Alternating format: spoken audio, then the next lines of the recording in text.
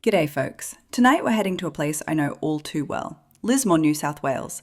It's the kind of town where everyone nods at each other in the supermarket, but no one talks about the strange things that have happened after dark. So grab a cuppa or something stronger and settle in.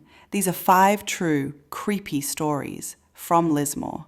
And trust me, some of them might just stick with you. The abandoned farmhouse at Tucky is a quiet rural area on the outskirts of Lismore. Green paddocks, old gum trees, and winding dirt roads. But there's one place no one talks about openly: the old Hargrove farmhouse. It sits rotting and half hidden behind thick lantana, its roof partially collapsed, its windows long shattered. No one lives there. No one ever has. Not since the night in 1948 when the entire Hargrove family vanished. Back then, the Hargroves ran a dairy farm and were known as a kind, hardworking family. But one morning, neighbors noticed something strange. Cows lowing unattended, smoke rising from the chimney, but no one around. The postman knocked, no answer. The front door was unlocked. Inside, the table was set for breakfast. Toast half eaten, eggs cooling on plates, but the house was empty. Police found no signs of struggle, no blood, no theft. The family of 5 had simply disappeared. Decades later, thrill seekers and urban explorers began sneaking onto the property. They reported strange occurrences: sudden drops in temperature, the sound of chairs dragging across the wooden floor, even distant laughter from empty rooms. One group claimed they found fresh footprints in the dust, small barefoot prints that vanished halfway across the hallway. In 2012, a local ghost hunter spent the night in the farmhouse. He recorded audio of what he described as whispering, multiple voices overlapping, unintelligible. He left shaken, claiming something in the house had followed him back to his car and scratched the inside of his windscreen. He never returned. Locals now avoid the road after dark. Some claim the farmhouse is cursed. Others believe the Hargroves never left, that they were taken by something or became part of the house itself. Whatever the truth, the building still stands, rotting, watching, waiting. The cemetery that whispers. Just outside the city, Lismore Memorial Gardens stretches quietly beneath gum trees and rolling sky. During the day, it's peaceful, solemn but comforting, but after dark, it becomes something else. The locals speak in hushed tones about the whispers, a chilling phenomenon that has haunted the cemetery for generations. In 1994, 4 teens dared each other to walk through the cemetery at midnight, from gate to gate without running. It was just a game, a thrill. One by one, they made the trek. But when it was Tom's turn, he stopped halfway, frozen in place. His friends called out, thinking he was messing around, but he didn't respond. When they reached him, he was shaking, staring blankly at a row of old graves. He claimed he'd heard whispers, his name repeated over and over, in voices that were too familiar. His dead grandmother's voice, a schoolmate who died years before, a whisper that knew things only he would understand. After that night, Tom changed. He began sleepwalking and drawing strange symbols he couldn't explain. His parents had to bolt his windows shut after he nearly walked into the street one night. A local historian later revealed that part of the cemetery had been built over the original burial site of the Northern Rivers Mental Asylum, long demolished, its patients mostly forgotten. Caretakers over the years report finding deep scratches on tombstones that weren't there the night before. One even found a child's toy placed neatly atop a grave that hadn't seen visitors in decades. They say the cemetery is never truly empty, and that sometimes the wind isn't wind at all, but a chorus of voices waiting to be heard. The flood spirit floods are nothing new to Lismore. The town has weathered countless disasters, the worst leaving homes gutted and streets buried in water and debris. But there's a tale that has surfaced after nearly every major flood, a ghost story passed quietly from volunteer to evacuee, from generation to generation. They call her the flood spirit. During the devastating flood of 2017, hundreds of displaced residents took shelter in the Lismore City Hall. As night fell, some volunteers began reporting something odd: the appearance of a woman in a long, soaked dress, barefoot and dripping water, though the floors were dry. She never spoke, she never made eye contact.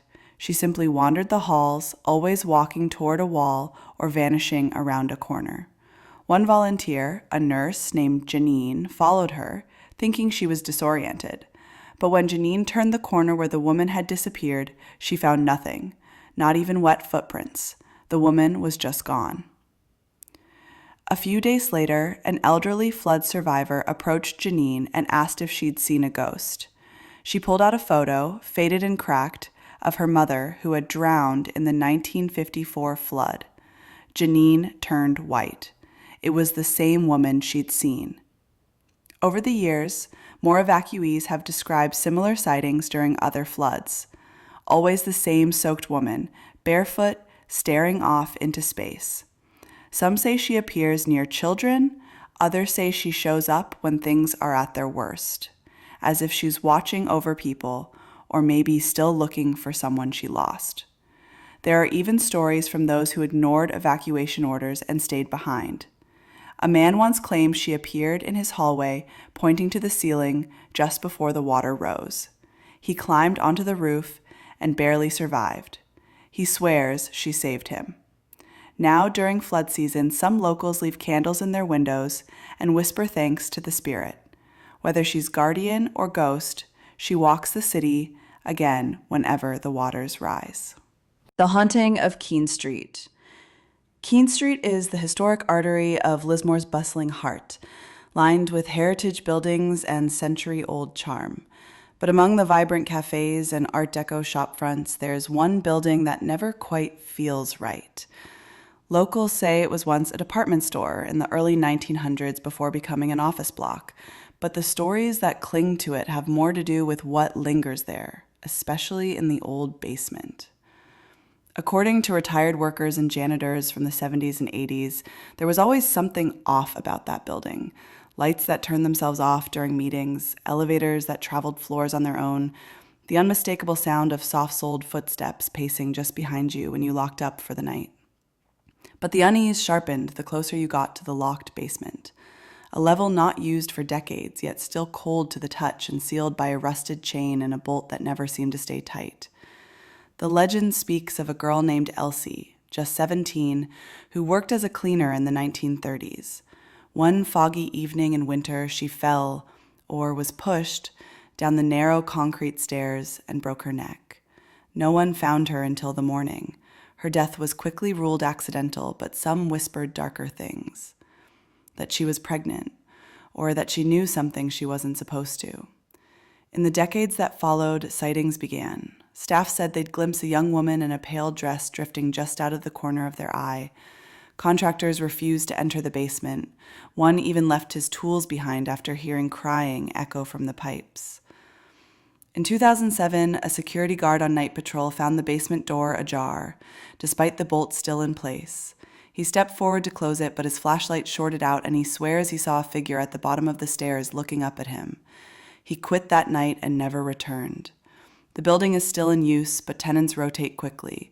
No one stays long. Even today, after all these years, the basement remains sealed, but not quiet. Sometimes, late at night, passers-by claim they can hear footsteps coming from beneath the sidewalk. Slow, careful, like someone walking in the dark. The Watcher in the Wilson's River Fog. Wilson's River is a quiet, meandering body of water that cuts through Lismore like a vein. It's a peaceful place by day, rowers, families, anglers casting lines under the morning sun. But when winter fog settles over the water, thick and heavy as a shroud, something else emerges. Something that watches.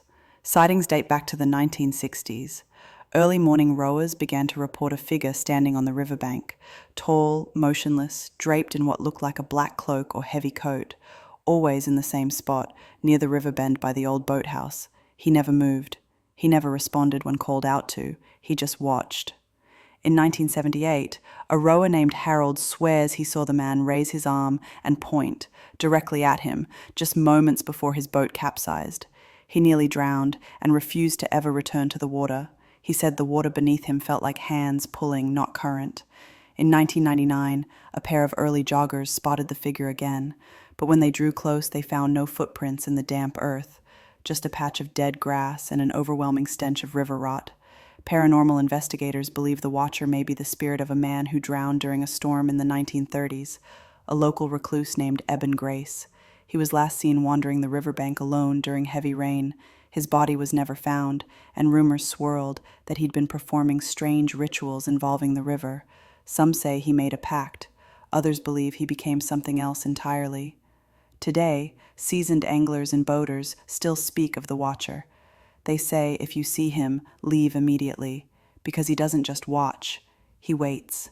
And those who linger too long have reported engine failures, overwhelming dread, and in one case, temporary blindness. The fog always returns, and so does he. If you've ever walked past a place in Lismore and felt something watching, now you know why. Thanks for listening to Midnight Narratives. Don't forget to subscribe for more haunted tales from Australia's backroads, basements, and beyond. I'll catch you next time, same chill.